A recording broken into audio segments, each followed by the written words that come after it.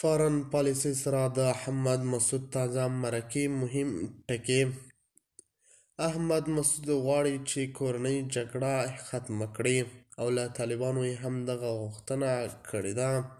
احمد مسعود وایي که طالبان چیرې زما خبرو ته غوږ ونیسي او له موږ سره کښېني نو موږ به جنګ ته د پای ټکی کېږدو. خو طالبانو تر دې مهاله د احمد مسعود دغه غوښتنو ته ځواب نه دی ویلی.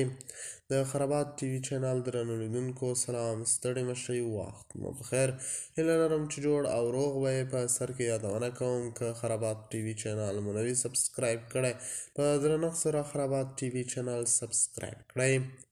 د شمال ټولوالی د پخواني قومندان احمد شاه مسعود زوی له فارن پالیسي رسنیو سره د خپل مقاومت او طالبانو سره مخالفت په اړه مرکه کړې ده او ټینګار یې په دې کړی چې دوی باید اسانۍ د طالبانو واکمني نه مني او په قدرت کې د شریکېدو ویلي دي. احمد مسعود ویلي دی د جګړې پلان نه لري او که چیرې جګړه پیل کړي نو دا به کورنۍ جګړه نه وي او د نوموړي په وینا چې جګړه به پرې تپل شوې وي.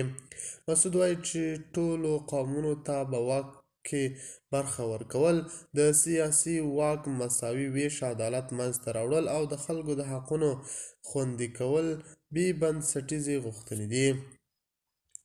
نوموړی ګواښ کوي چې که چیرې طالبان سره د خبرو له لارې هوکړې ته ونه رسیږي نو دی او خلک یې طالبان ته پنجشیر نه تسلیموي او جګړه به وکړي. احمد مسعود دا هم ویلي دی چې له یو شمېر بهرنیو هیوادونو یې د مرستې غوښتنې کړې دي. د خرابات ټي وي چینل درنو لیدونکو دا و زموږ ته د مهال چمتو کړی خبر. د نورو تازه خبرونو لپاره خرابات ټي وي چینل په درنښت سره سبسکرایب کړئ. د الله په امان تر بیا ښې چارې.